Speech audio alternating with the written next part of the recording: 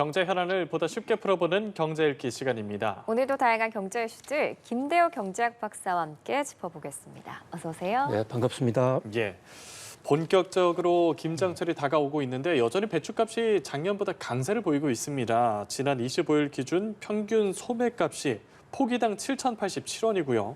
1년 전보다 39% 높고 또 평년하고 비교하면 44% 비쌌는데 왜 이렇게 배추값이 안 떨어지고 있는 겁니까? 예, 김장철을 앞두고 배추 가격이 높아서 가정주부들 또 많은 가게 주체들이 시름이 상당히 깊습니다. 현재 배추 가격을 보면요. 한 포기당 10월 25일 기준으로 평균 7,087원이거든요. 예. 근데 이것은 9월 달 말에 9,900원, 거의 10,000원까지 갔던 것에 비하면 그래도 30% 정도 가격이 떨어진 것입니다. 네. 그러니까 정부가 그동안에 중국산도 수입을 하고 급격하게 이 대책을 세우면서 공급량을 조절을 해서 가격을 그런 대로 낮추었지만은 그러나 평상시 횟수 그 과거에 비교해 볼 때는 여전히 44%나 높은 여전히 7천 원 수준이에요. 예. 평상시 한 5천 원 정도, 6천 원 정도 오락가락하던 배추 한 포기 소매 가격이었습니다. 그렇게 되다 보니까 이제 소비자들은 피해를 받고 있고 특히 송미령 농림수산부 장관이 10월 달이 되면 배추 가격이 잡을 수가 있다. 예, 예. 그래서 너무 걱정하지 마시라고 그랬는데 지금 10월 달이 거의 다 지나가면서도 불구하고 떨어졌지만 크게 떨어지지 않아서 지난번보다 44%나 높다. 이 사실이 사실 서민들에게 큰 지금 타격이 되고 있습니다. 한마디로 정부 예상보다도 배추 가격이 떨어지지 않은 것은 정부의 공식 해명에 따르면 9월 달 날씨가 정부의 상상을 초월하게 예상외로 굉장히 더웠다는 겁니다. 배추라는 이 채소는요, 더위에 상당히 약하고 선선한 지역에서 자랍니다. 그래서 이 시기별로 한여름에는 아주 고산지대, 그걸 고냉지 채소라고 그러는데요. 고냉지에서 재배를 하고 그다음에 일정 시차를 두고 준고냉지. 근데 지금 10월 달에 준고냉지 채소가 나오는데 이게 주로 9월 달에 집중적으로 양육 발달을 하거든요. 예.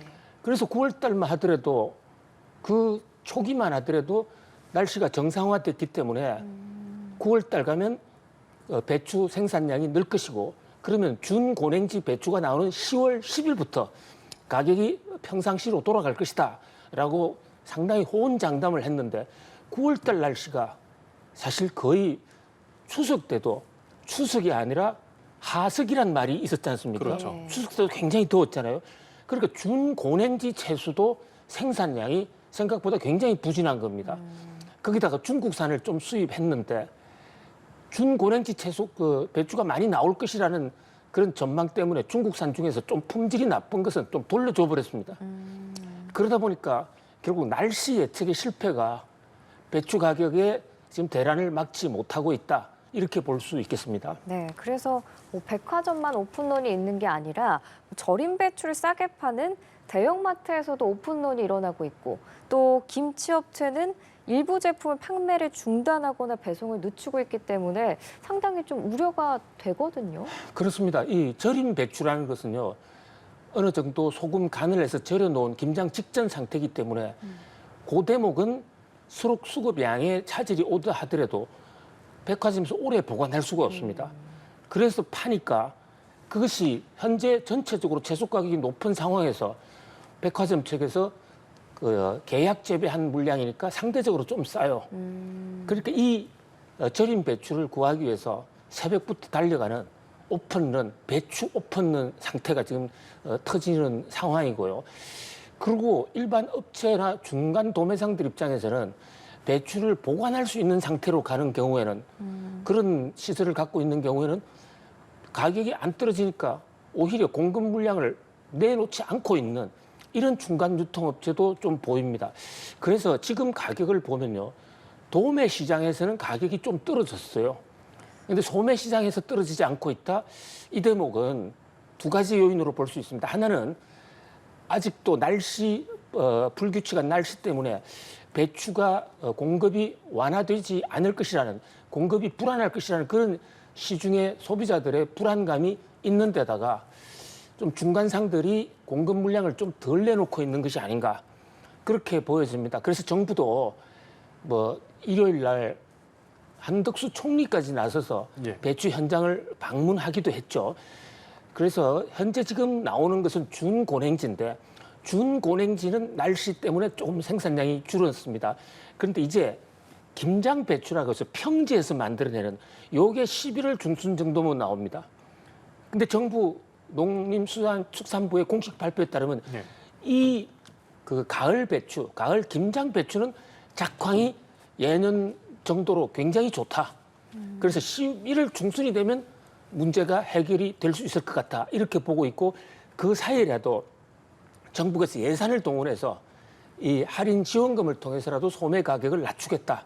뭐 어떤 일이 있어도 특히 한덕수 총리 같은 경우는 배추는 생필품이다. 사과는 가격이 많이 오르면 안 먹는다든지 배 또 다른 거로 좀 돌릴 수 있겠지만 예. 한국 사람이 배추 안 먹고 겨울을 나기가 쉽지 않지 않겠습니까? 그렇죠. 생필품 차원에서 관리를 하겠다.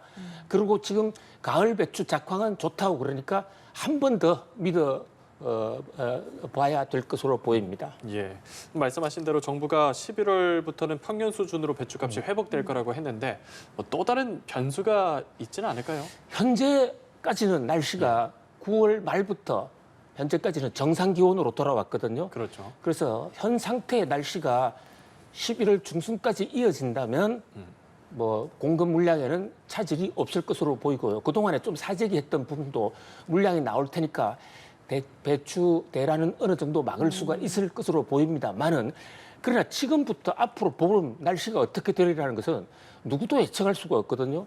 그런 면에서 좀 이런 상태에서는 좀 과민하다 싶을 정도로 좀 공격적으로 대응을 해서 이를테면 중국산 배추 물량도 좀 더 확보를 한다든지 또 재배 물량, 계약 재배 물량도 좀 더 확보하는 그밖에 보다 중장기적으로는 배추 생산 가능 지역을 날씨에 따라서 좀 더 북쪽으로 좀 옮긴다든지 이런 중장기 대책도 필요할 것으로 보여집니다. 네, 김장철 전에는 배추값이 잘 잡혀야겠습니다. 다음으로 넘어가 보겠습니다. 이 백종원 대표의 더본코리아가 오늘부터 이틀간 일반 투자자를 대상으로 청약을 진행하는데 공모가가 34,000원으로 확정이 됐거든요. 이 정도면 좀 상당히 흥행을 하고 있다 이렇게 볼 수 있는 건가요? 예, 지금 백종원 셰프가 하고 있는 그 더본 코리아라는 회사, 뭐 차도 팔고, 그러니까 커피도 팔고, 음식도 팔고, 예. 호텔도 하는 뭐 전국에 약 한 2,700개에서 3,000개 정도 프랜차이즈를 갖고 있는 대표적인 음식점 체인이라고 볼 수가 있습니다.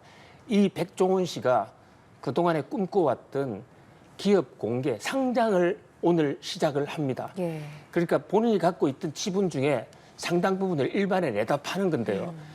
이제 처음 내다 파는 것을 우리는 흔히 IPO라 해서 기업 공개라고 그럽니다. 예. 첫날 가격이 34,000원으로 책정이 됐는데 이 가격 전량이 백종원 씨가 갖고 있는 주식인데 이것을 다 팔게 되면 백종원 씨는 한꺼번에 4,918억 원의 와. 현금 부자가 됩니다. 네. 그러니까 이 셰프들도 기업 경영을 잘하면 큰 대박을 낼 수 있다라는 것을 보여주는 사례인데 현재까지는 기업들 기관 공모에서도 서로 사겠다 해서 경쟁률이 200대 1을 넘은 쪽도 있고 평균 700대 1을 넘었습니다. 그러니까 뭐 서로 사겠다 해서 최상단에서 가격이 결정된 것이거든요. 오늘 내일 이제 하는데 물론 가격이 높다 낮다를 함부로 판단하기는 굉장히 어렵습니다. 비교 대상인 업체도 우리나라에는 그렇게 많지가 않고 예. 그런데 일단 여론몰이 그러니까 백종원 씨가 하면 뭔가 달라질 거야 라는 그런 기대 때문에 경쟁률은 지금 상당히 뜨거운 너도 나도 한번 청약을 하고 보자. 예. 그럼 청약하면 34,000원보다 더 높아지면 예. 저기 공모한 사람들은 뭐 바로 그 주식 투자 차익을 노릴 수가 있거든요. 물론 공모가보다도 가격이 떨어지면 손실을 볼 수도 있습니다. 예. 그러니까 그 판단은 결국은 투자자들이 냉엄하게 여러 가지 이 공모를 할 때 관련 재무제표를 전부 공개합니다. 그걸 한번 읽어보고 투자를 들어가시는 게 더 현명할 것으로 보여집니다. 예. 관련해서 외신에서는 백종원 대표를 영국 유명 셰프죠. 고든 램지에 빗대기도 했습니다. 이 더본 코리아 상장이 국내 투자 시장에 활력을 불어넣을 수 있을지 또 기대가 일어나고 있는데 실제 청약에서도 이 열기가 계속 이어질까요? 이 지금 그 백종원 씨가 최근에 넷플릭스가 만든 흑백 요리사라는 여기에 음식 감별사 등으로 출연을 했어요. 네. 그렇죠. 지금 이 영화가 세계적으로 선풍적 인기를 끌고 있는데 네. 사실 백종원 씨는 연세대학교를 졸업을 하고 한평생 음식에만 올인해온 뭐 그야말로 음식의 성부를 건 음식 성부사라고 볼 수가 있습니다. 예. 사실 전 세계를 통틀어서 이렇게 음식에 과학적이고 열정적으로 투자한 올인한 어떤 전문가가 그렇게 많지가 않죠. 그리고 세계적으로 관심을 끄니까 특히 기관 투자자 중에서는 외국인 자본들이 많거든요. 이런 쪽에서는 한번 투자해보자. 이래서 굉장한 인기를 지금은 끌고 있는데 자 문제는 이게 인기와 사업은 조금 차이가 있을 수도 있습니다. 인기가 물론 중요하지만 그 개인의 인기만으로 회사가 무조건 잘 된다. 이렇게 단정하기는 어렵습니다. 예. 왜냐하면 회사는 기본적으로 실적을 내야 됩니다. 그래서 지금은 인기로 투자하지만은 1년, 2년 지나면 영업이익이 얼마냐, 매출이 얼마냐. 지금 더본 코리아가 하고 있는 백다방 같은 경우에는 굉장히 싸게 파는데 예. 그게 경쟁, 저가 커피점들의 과잉 경쟁으로 인해서 거기서는 지금 거의 돈을 못 벌고 있어요. 오히려 손실을 보고 있거든요. 예. 뭐 그런 것을 감안을 할 때 이제 백종원 씨는 본인의 노력에다가 국민적인 성원에 입어서 정말 수천억을 한꺼번에 버는 거대한 거부가 됐고 사실 기업인으로부터는 오늘 공모를 통해서 이제 스타덤에 올랐습니다. 스타덤에 올란 것은 스타가 됐다는 얘기가 아니라 시작 단계에 올라선 겁니다. 도마 위에 올라왔으니까 지금부터는 회사 경영적인 차원에서도 국내는 물론 세계적으로도 어떤 어느 정도 그 수익을 내는 탄탄한 경영 실적을 내야만 회사가 유지된다. 그런 면에서 더본 코리아도 이제 중대 기로를 맞았다. 이렇게 볼 수 있겠습니다. 예, 주식시장에서 더본 코리아가 스타가 될 수 있을지 지켜보도록 하겠습니다. 마지막 주제 한번 살펴볼게요. 삼성전자가 신형 폴더블 폰 갤럭시 Z 폴드 스페셜 에디션을 출시를 했는데 이게 판매 예정 시간을 7시간이나 지난 뒤에야 내놓는 일이 발생했는데 이 왜 그런 거예요? 네, 삼성전자 굉장히 정확한 회사입니다. 예. 원래 전자제품이라는 게 0.1초의 차이도 안 나는 것을 생명으로 하고 있고 특히 전 세계 전자업체를 통틀어서 삼성전자야말로 약속을 잘 지키는 걸로 유명한 회사인데요. 9시에 판매하겠다 해서 많은 소비자들이 9시부터 컴퓨터를 켜놓고 예. 들어갔는데 아무 말이 없는 겁니다. 그러고는 실제로는 25일 4시부터 4시나 됐어. 그렇게 7시간이 지났어야 판매가 되는데 그것도 네. 원래는 오후 3시부터 판다 했다가 그것마저도 어기고 또 한 번 약속 위반을 하고 오후 4시에 파는 이런 삼성전자로서는 이해할 수 없는 그러네요. 어떤 약속 위반 사건이 터졌는데요. 물론 뭐 이것 때문에 어떤 경제적으로 나라 경제에 큰 타격이 있었다라고 볼 수는 없겠지만은 네. 신뢰를 생명으로 하는 삼성전자 입장에서는 상당히 이미지 손상을 입었는데 더 중요한 것은 지금까지도 삼성전자가 왜 늦었느냐에 대해서 공식적인 코멘트를 하고 있지 않습니다. 이게 더 좀 실망을 주는 일이 아닐까 그런 생각도 해봅니다. 예. 삼전 주가가 또 연일 약세를 보이고 있지 않습니까? 반면에 SK하이닉스 주가가 3분기 호실적을 발판으로 날아오르고 있는데 그래서 상반된 주가 흐름 때문에 코스피 비중 격차가 13년 만에 최저 수준으로 좁혀졌습니다. 당분간 지금 같은 분위기가 이어지겠습니까? 예, 지금 삼성전자가 여러 가지로 어렵습니다. 특히 네. 반도체에서는 인공지능 붐을 제대로 타지 못해서 사실은 HBM이라는 거 인공지능 들어가는 고대역 메모리 삼성이 제일 먼저 투자해놓고도 중간에 포기하는 바람에 지금은 SK 하이닉스가 세계 1인자가 됐고 그 결과 반도체 부분에서의 이익은 SK 하이닉스 삼성전자를 역전했어요. 물론 삼성전자는 반도체 말고도 또 가전 제품이라든지 갤럭시 이런 것도 하니까 회사가 덩치는 더 커서 시가총액은 삼성전자가 지금 더 높습니다. 그러나 그 차이가 굉장히 지금 축소가 됐습니다. 예. 뭐 이런 식으로 가면 삼성전자가 1등 자리도 내놓을 수도 있다. 이렇게 보여지고요. 지금 나오는 그래픽에 나오는 것은 삼성전자의 영업이익을 놓고 보면 SK가 삼성전자를 이미 앞질렀고 그러네요. 연간으로도 더 많을 것 같습니다. 이것은 SK 하이닉스와 삼성전자 출범 이후에 처음 있는 일이에요. 자, 영업이익 추이를 놓고 보면요. 예. 빨간 게 SK 하이닉스인데 한때 비교도 안 됐던 회사인데 성큼성큼해서 SK 하이닉스가 올 3분기에 삼성전자를 추월해버렸죠. 예. 그러니까 삼성전자는 4조 원대인데 영업이익이. 네. SK 하이닉스는 그 2배 가까운 7조. 자, 이 갤럭시 폴더블 폰도 왜 늦어졌느냐? 이게 원래 중국의 화웨이와의 경쟁에서 폴더블 폰도 삼성이 제일 먼저 했습니다. 예. 그런데 화웨이에 뒤지니까 이제 응급적으로 새 제품을 내놨는데 현재 그 재계 분석가들은 이게 삼성전자 내부에서 영업팀과 생산팀이 서로 코드가 안 맞아가지고 그 양 조절을 잘 못했다. 예. 물론 이 스페셜 에디션은 뭐 물량으로 승부하는 것이 아니라 기술만 보여주는 거긴 합니다만은 그러나 이런 식의 자꾸 실수가 잦아지면 결국은 삼성전자가 늪에서 빠져나오지 못할 수도 있다. 더더군다나 삼성 갤럭시가 저렇게 소비자들에게 7시간이나 약속을 어기는 저 시각이 바로 이건희 전 회장이 돌아가신 지 4주년이 된 사주기였습니다. 사주기를 통해서 새롭게 한번 구조조정을 해보겠다라는 그런 성명을 기대하고 있었는데 예.